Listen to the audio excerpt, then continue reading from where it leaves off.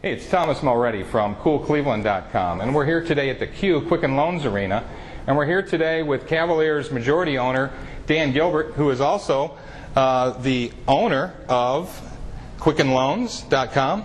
Yes, sir. Thanks for taking time to talk with us today. It's great. I'm feeling cool already. Much cooler than I did this morning. So. I can tell. See, we have that effect on people. You do with that hat. I need a hat like you, though. Do you? Yep. We'll get you one. You know, it's really a block away from here, I'm telling you. Is there a hatter? There's two, a hatterer? Mike the Hatter and the Mad Hatter. There's right on Prospect. So right? like in Batman, the Mad Hatter? Absolutely. Do you remember that's where they got their name. He was an infrequent kind of criminal. Right. It wasn't like the Riddler, the Joker, right. Penguin. They were, you know. They were the standard ones. Yeah, and then you throw Mr. Freeze, the Mad Hatter. And then the Mad Hatter was pretty cool, then though. The bookworm was in it. That's true. Right, so. I'll show you right where to get you a hat. Okay. I'm telling you, we need more white guys in Cleveland wearing the hat. That's the one thing. Great. Hey, you know, I want to first of all congratulations on Detroit. I know Tigers, a little bit of a disappointment for you probably because you're a Detroit boy. Yeah, but I'm all focused on basketball. Are you? So, okay. That was great, but it was a little disappointing what happened, how it finished. Yeah, but they're a young team, you know, and sure. no one expected them to be there in the first place. Well, that's the thing. What was that like in Detroit? Because they had this World Series here, right? Yeah. And that must have lit the town up. And just a few months ago, they had the Super Bowl in town. You know, actually, what does that do to a city? It's great for a city. If you look back 4 years, they actually had all 4 championships in Detroit. They had the Pistons in 04. They had 02, the Red Wings, and then, of course, the Super Bowl and World Series. Right. It's still not going to be as big and as important when the Cavaliers win a championship here in Cleveland. Yeah. But, you know, we're interested in what it does for the city. And just from your experience in Detroit, because I know you worked there, what was that like? You were just over there in the World Series. What does that do to a town? Well, I think it's a huge morale booster. I think positive energy feeds on itself, and I think that, you know, a lot more people, of course, get downtown and they get to see the games. Even people that don't go to the games, you know, because they sell out, or they were selling out towards the end of the season. So it's not like that many more people came down for the game itself, but a lot more just came down to be there and feel the vibe, feel it, and you know, it's great for a city, and I think it matters a lot, and I think it has to do with the self-esteem of the city too. Sure. So I think it does more than just you know, winning the game or winning the championship. Right. You started out in that part of the world. You started Rock Financial when you were in college at Wayne State University, right? Yep. What was that like? I mean, here you are, a first-year law student, and what made you think, I'm going to start what ended up becoming, the world's largest online mortgage lender? Yeah. I mean, I guess, you know, but I'll tell you, the real reason I think I wanted to start a business, because back then I was like the first guy to have a car phone. Really? You know, I figured I could rationalize. I couldn't rationalize it as a law student, but I could rationalize it as a business person. So you know, you wanted to write it off. No, that wasn't the main motivation. But no, you know what? I went to law school just probably to please my mother. You know? Okay. So I really was not really that into law school. Sure. I was always, you know, like businesses and the entrepreneurial kind of spirit. And, right. So. You know what? It was fun, and I remember studying for the classes that I missed. You know, after I finished the business for the day by staying at my office late at night. Working late.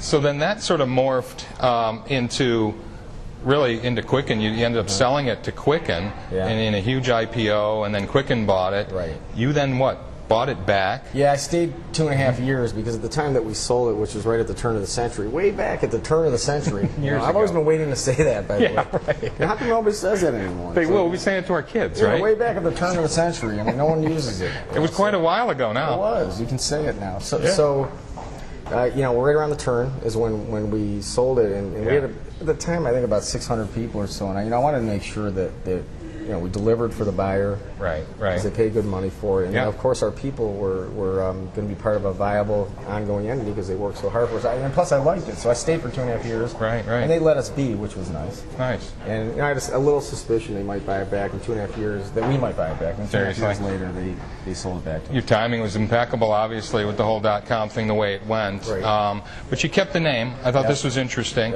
And you've always been very aware of how that name, that branding, has really helped you. You were working with the Detroit Pistons and doing some advertising there.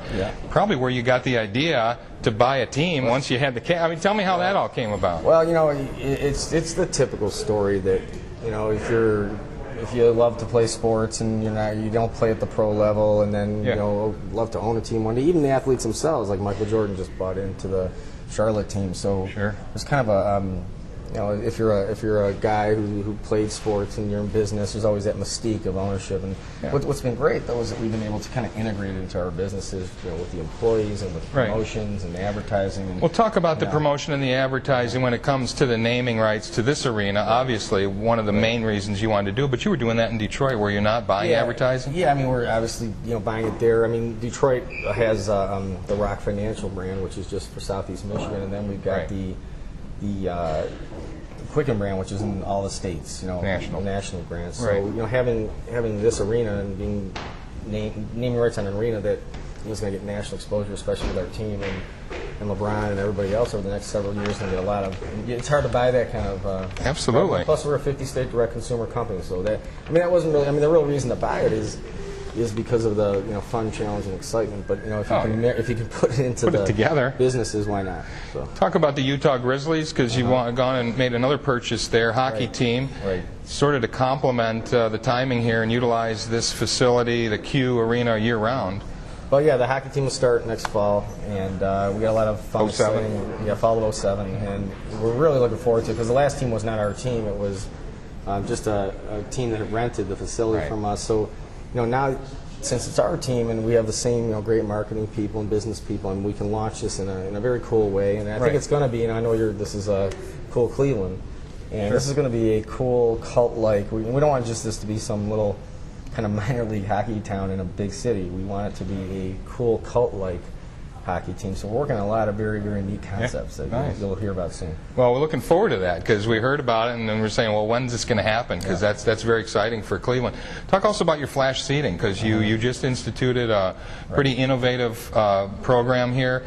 Did you buy a company that was developing this technology? Now you own it? Is that there was a guy who for literally 8 or 9 or 10 years was developing this technology, and it's really one of these concepts that could be a game changer for arenas, not just arenas, but even schools and theaters and everything. And if you think about, it hasn't really changed for several thousand years back to Rome, where you actually take. Where they had scalpers back. Yeah, they did. I mean, you had a rock. You have a rock and you hand it in, or you have a piece of paper and hand it in to get into the event. And so, with the digital age, for us to be able to digitize your tickets, and then for you to move them to your friends or relatives or your business associates across town, just by going in the computer and now putting it in their name, you don't have to go deliver the tickets and worry about who's going to deliver it to them and how they're going to get them.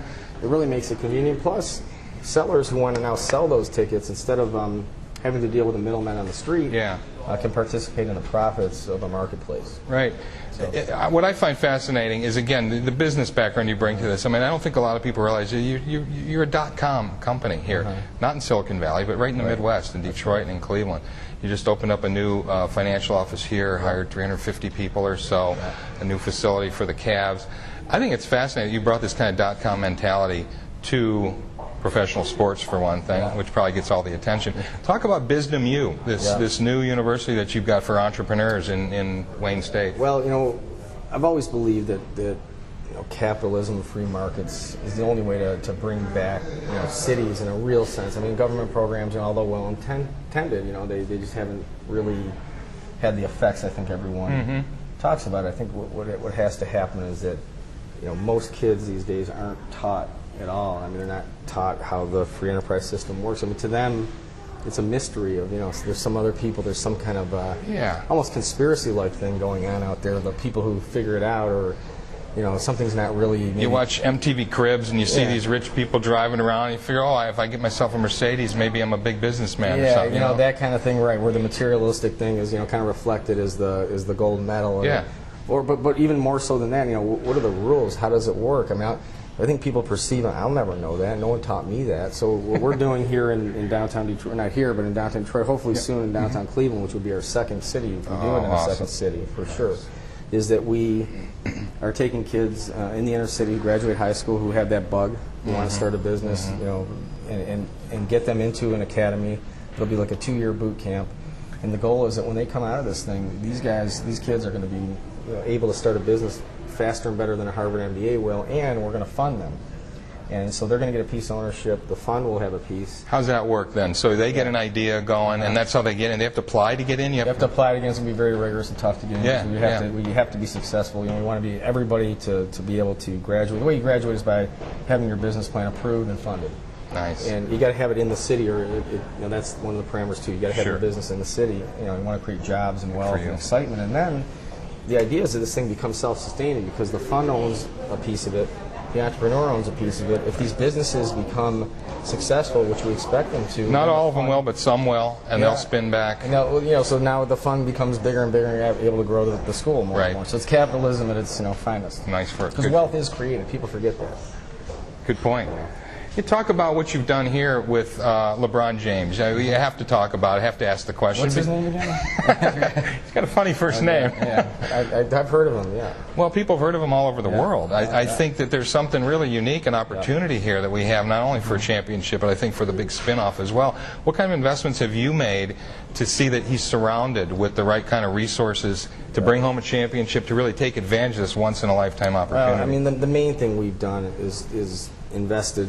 Let's put money aside. We invested in a culture and an environment and a philosophy that people like him and others, as you see here, can thrive, and all their talents and innovation can be tapped. I think the problem is that corporate America and the bureaucracy that has been built over the decades is just absolutely stifling. We see this in government, we see this in nonprofits, we see this in for-profits, and that to me is, maybe it worked in the manufacturing world in the 50s and 60s when you needed to have that kind of tight environment. But yeah, top down, you're creating wealth by hard goods. Today, the wealth is created by innovation in the mind, and you've got to free that mind up. And the bureaucracy that was built and created for manufacturing hard goods is not going to work. So we have to free that. That's number one. Number two is the human investment and getting the great people and the coaching staff and the general manager, Dana Ferry, Mike Brown, and their people that buy into our culture and philosophy.